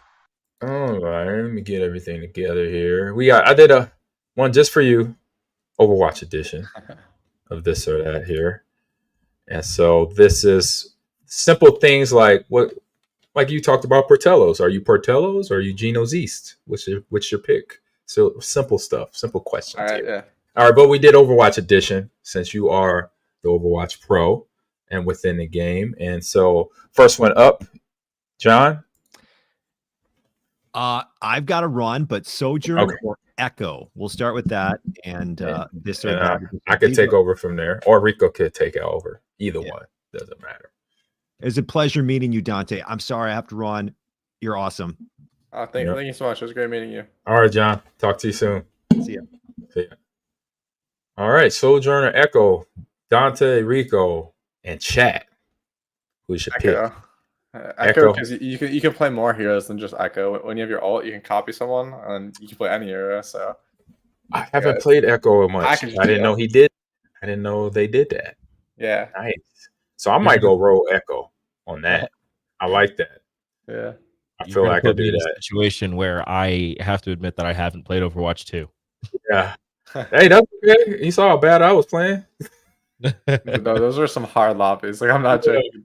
It's crazy. But I'm a glutton for punishment. I will play it, don't matter what. So where are you at, Rico? I feel like copying things sounds fun, so I'll go with Echo. There you go, Echo all around for the chat, for the host. What about chat? Nobody. They said Rico. Yet.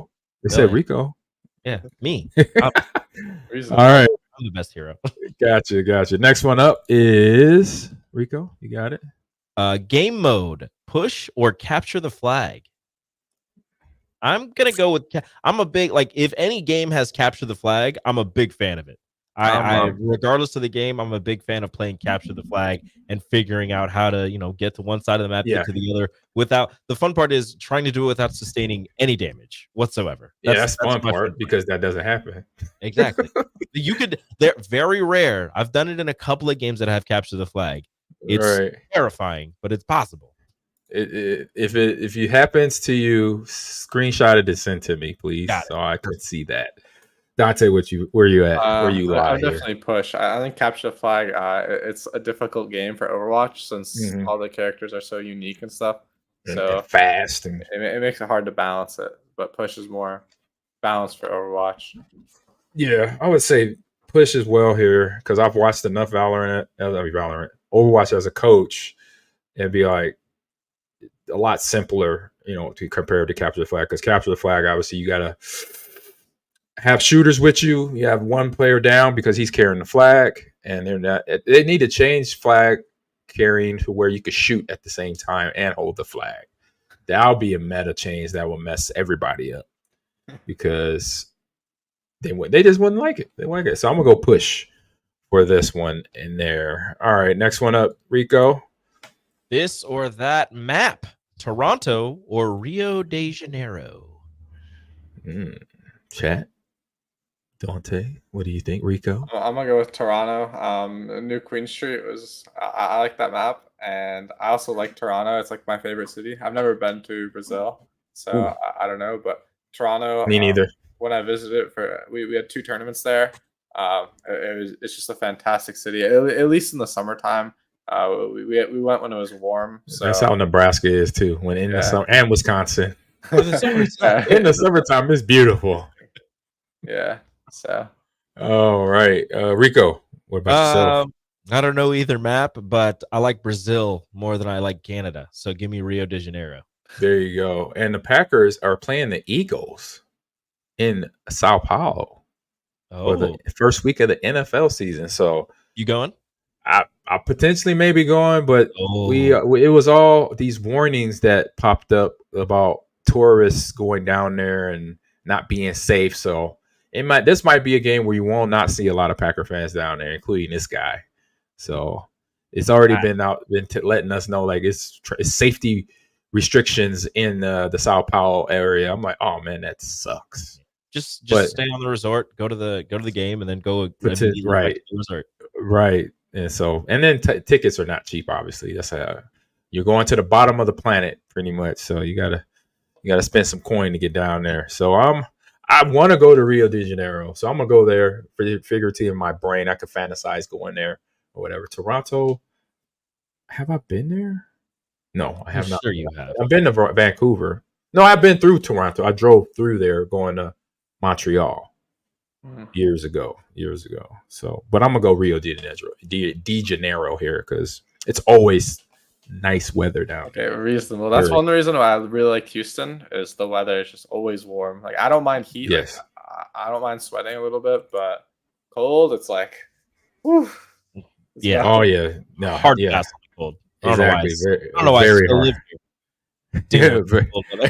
Yep. Very hard pass. And so, All right, a couple more here. Is one I didn't know Overwatch had this feature.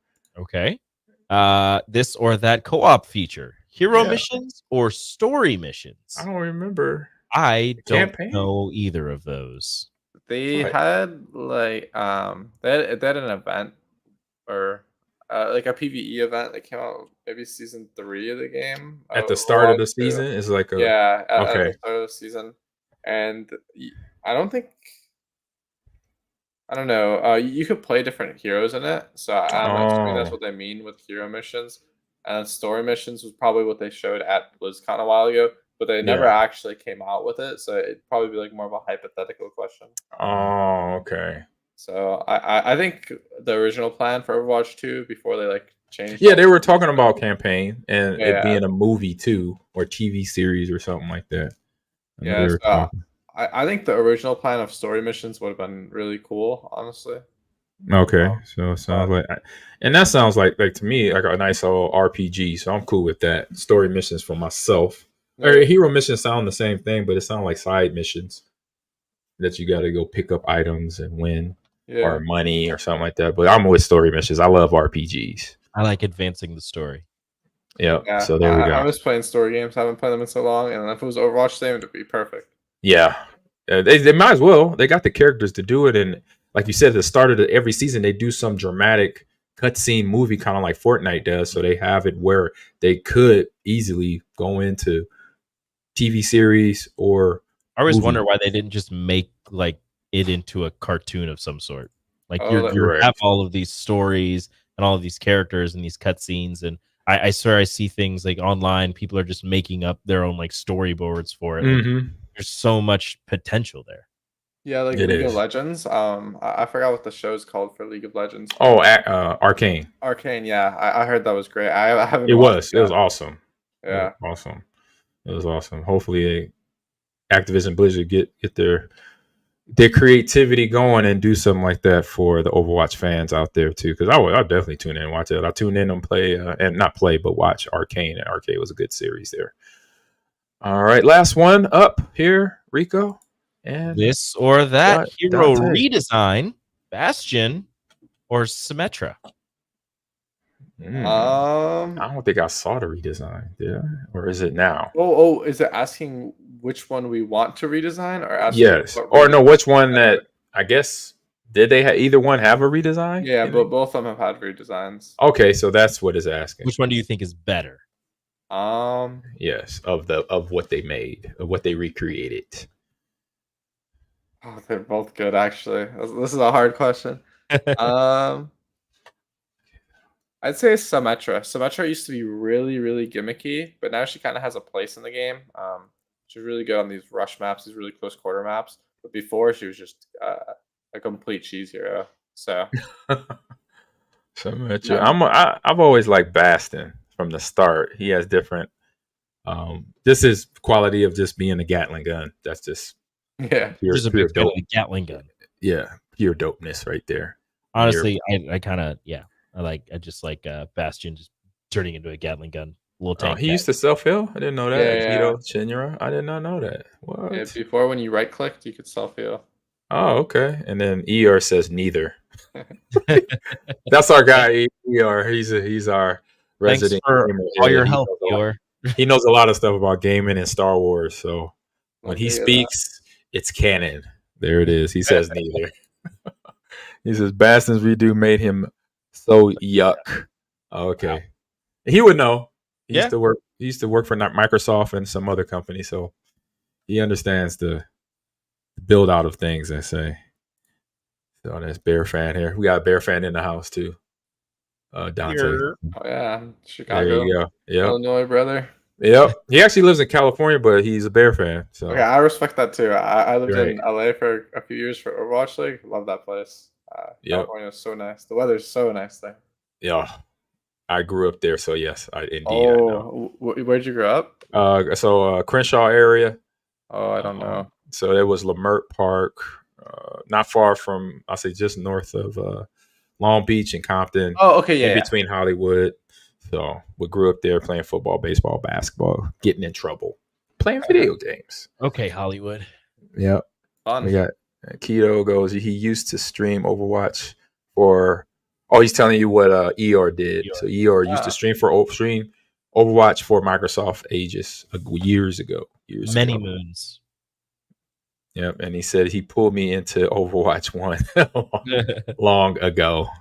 So there you go. So that is this or that. Now we're headed over to game release. Hold on, let me get ready. Let me get ready first. And we'll boom here. Boom. Get all professional. Get professional here. Zip top. Oh, kill that. Kill switch. Oh, now I gotta take that off. Click. Where is that at? Where is that? You'll figure it out. Oh, there we go. Boom. There guy. it is. I know. I'm real smart. Game releases. There's the game. It's time for the game releases. Game releases. All right. So Rodrigo, or I'm up first. And I got a fun game here.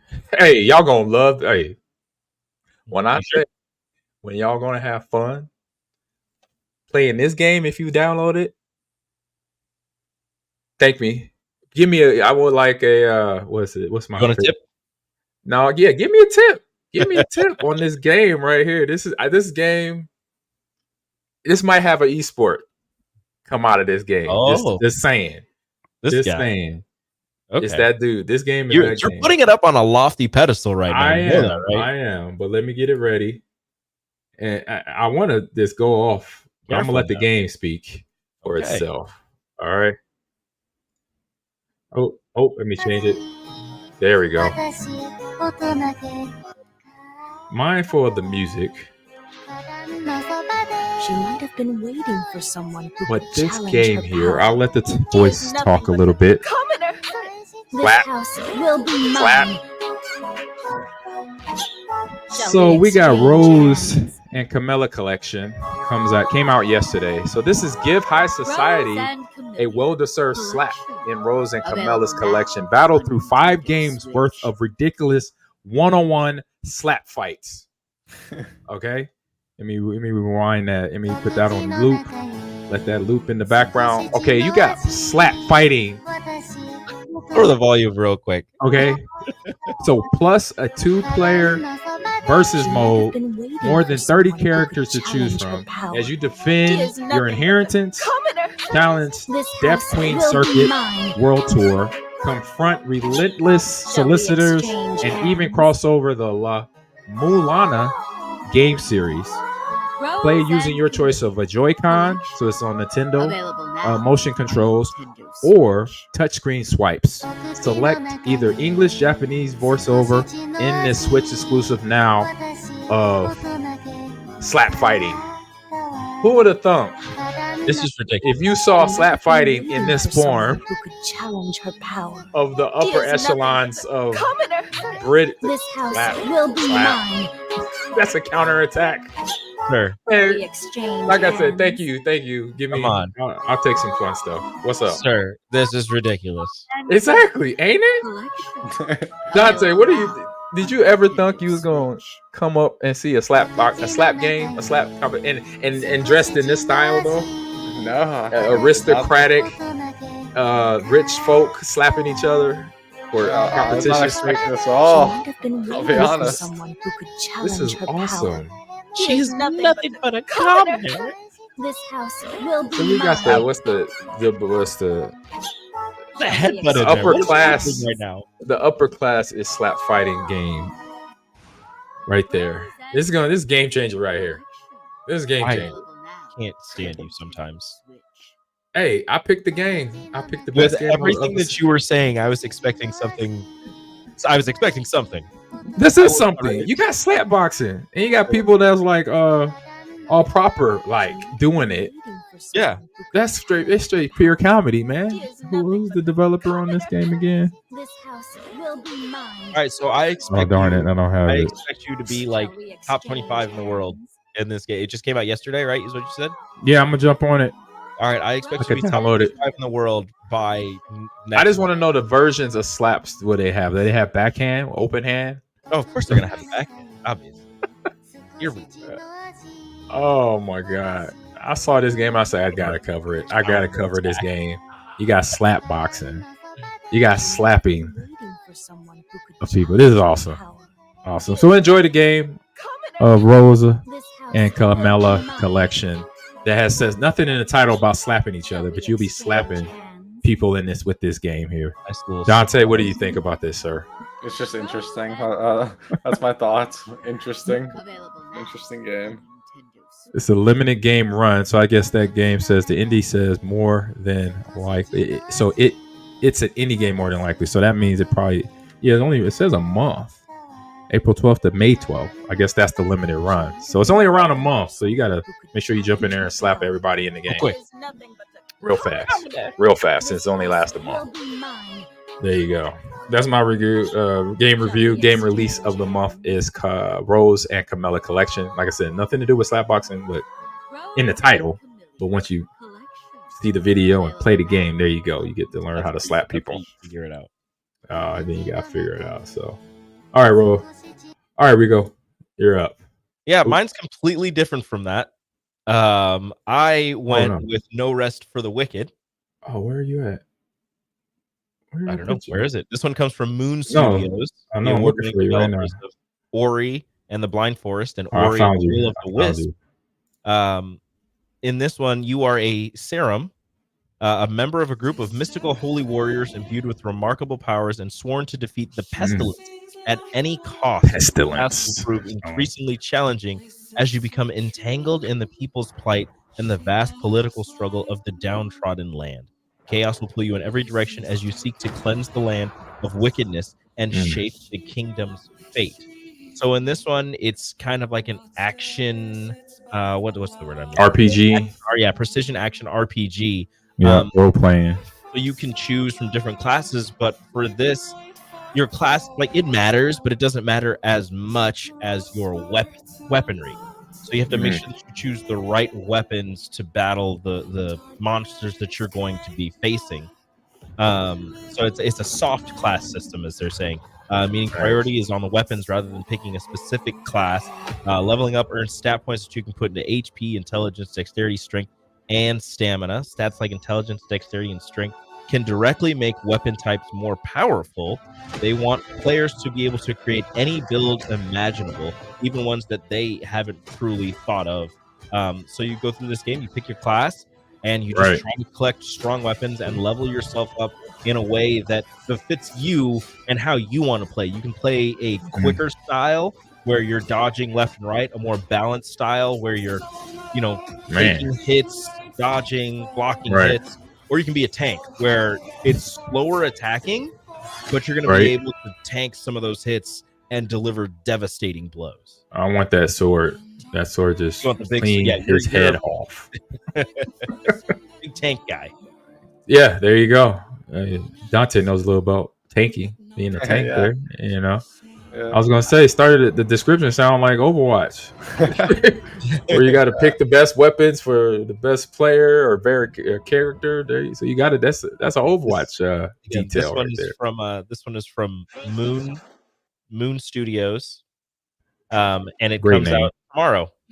Early access, Steam early access out tomorrow. Okay. It looks really interesting. I like games where you like level up your weapons, different abilities. I like building your character to however you like to play it. I think games like that are super interesting. Like we have like a talent pool, choose to upgrade certain skills, weapons. I think they're always super fun. Yeah, they're super fun when you do that because it gives you your opportunity to put yourself, your personality into the game. Yeah, and, for sure. What you would have and be like, all right, I would do this instead of that. And it's got like a little bit of a character creation menu where you can customize the face, scars, hair color, all of that stuff. I don't think it'll be to the same level as a Baldur's Gate 3 or a Dragon's Dogma, but you'll be able to customize your character enough where it'll feel like yours. Outside of just customizing the class. Right, so you will have options. So, all right, Dante, go now. Yep. Man, thank you. Appreciate you. Yeah, thanks for having me on. It was fun. I hope you guys have a good rest of the podcast and your days. All right, yep. Guys. And let me know if you want me to jump on yours as well. Enjoy. All right, we're good. See you, man. All right, see ya. Thank you, sir. Have a good one. You too. All right. We are done there. Rico, good game there, man. I like the graphics. The graphics on that are pretty dope. Every time, like I don't even mean to, but I feel like almost all of the games that I've been picking have been set in like a time period like that. I don't know why. Like I look at the titles and I'm just like, this one seems good, and then I look at it and I go, yeah, I'd like this one. Sometimes you get like that's how with me in horror, and I avoid going down that road because I know I can't do horror all the time. So I knock that crave out real quick. I gotta go take a bathroom break. I'll be right back. You're gonna be right back. What do I talk about with the people? Oh, hold on. I get you going. All right, I can get you going with. Here we go. What's on stream coming up? Gently up. Sorry. It's time for what's on stream. Mr. and Mrs. So I got everything up for you. I got now the screen's about to pop up for you. Hold on. Give me that. Okay. You'll be ready to go here in 3, 2, 1. There you go. Mr. and Mrs. Smith, episode 8. This one is breakup. John and Jane are taking a time out. Will they be able to say they're sorry, or will this be the end of their adventures? Grab some tissues, John and Jane. It's a breakup. Only this time it's life and death. So Mr. and Mrs. Smith, as we left them before, they were Jane was visiting John's what she thought was his mistress, when in reality it was one of his marks that he was, working a while on, trying to get comfortable with before he ended up, taking her life. But as the episode went on, you realize that it was his mark and not somebody he was cheating on Jane with. They go through everything and they, try chasing her down. She ends up getting away. Jane is sick. John makes soup for her. And as he gives her the soup in bed, he sits there and says, I'm done, or we're done. I don't remember the exact word before, but it's something along the lines of I'm done or we're done. Walks out. And that's where we were left in episode 7. Yep. So in this one, they're going to couples counseling. I think that's this one, right? No. That was the last one. Couples counseling. So we talked about that one already. So this episode. You missed that one. So this is the breakup.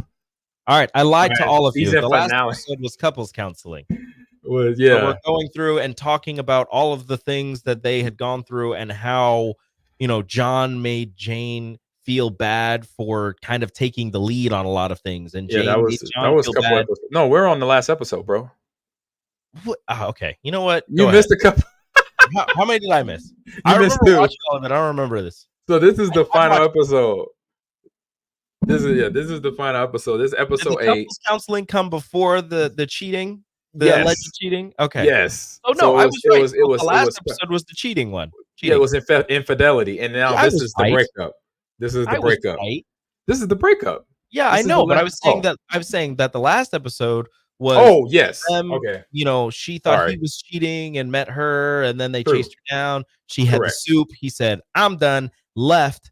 And in this one, we see that they've been living kind of separate lives. He went on, as you see here, to stay with his mom, who lives in the same city as them. And you'll find out later why, later in this episode, why.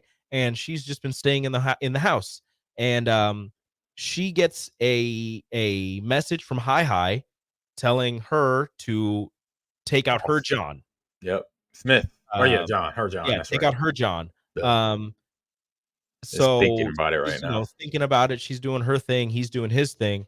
In that scene that you were about to see, he's coming home with his mom from the grocery store, notices that the toilet seat is up. He's just like, did you have anybody over? And she's like, no, I didn't have anybody over.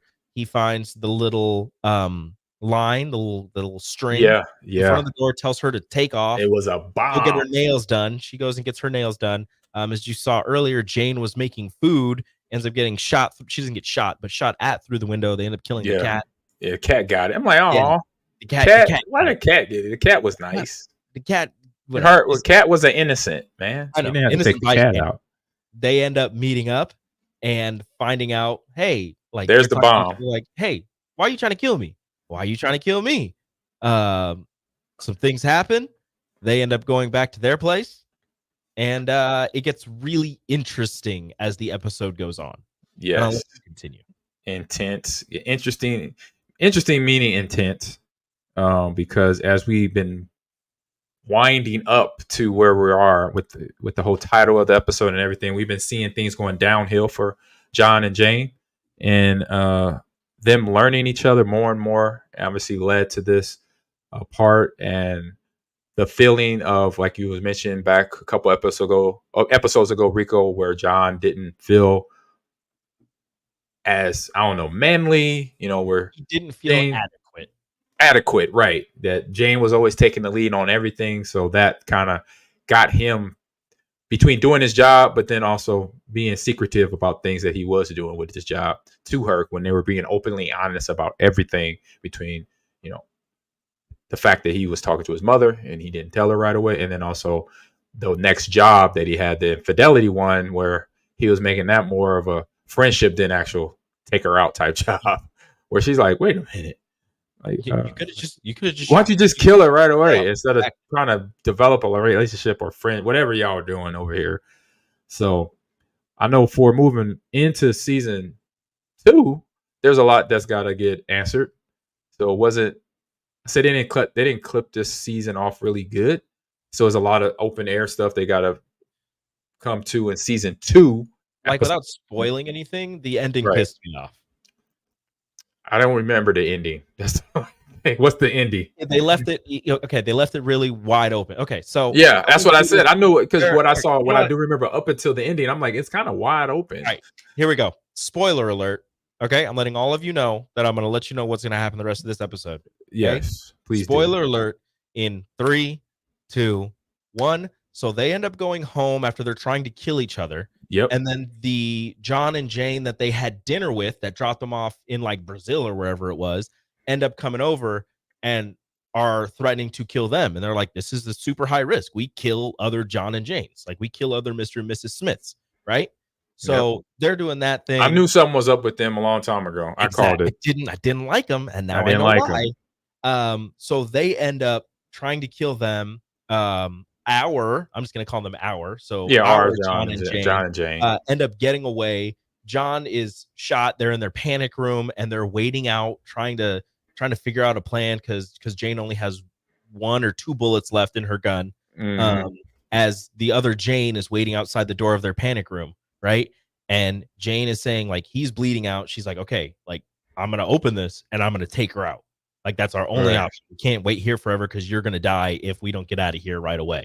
Right. So the way that the episode ends is it pans out to the out. She's counting down, like, I'm going to open this in 3, 2, 1. The camera is on the front of the house, is panning back, and you just hear 2 gunshots and you see the flash of light in the window upstairs. Yeah.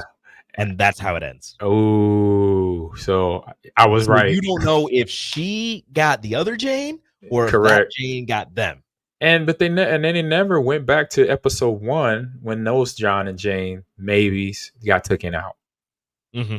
They never recovered that. They never went back over that. Well, those 2, I think that's part of like the whole thing. Like, so remember when they were having dinner with the other John and Jane? Yeah. Okay. So I hear where you're going. I get where you're going with that. Like laughing, and they're like, they think they can, like, oh, how naive. Like they thought they could get out, like as if the company would be that soft or whatever. So those gangster those 2 are 100% the 2 that took out the other John and Jane in the beginning of the okay. 100%. That's my thought. That's your thought. I might have to go with you on that. I'll go 95% with you. I would say that those 2 tried to go off the grid and live together and be like, we're done doing our thing. And they said, no, we found you. You're not out, like they said. Sent the super high risk John and Jane, kill them.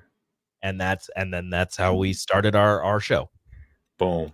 And so I knew that scene of the John and Jane there was big, or it was something important to remember. Mm-hmm. And I'm about 95% with you on that it was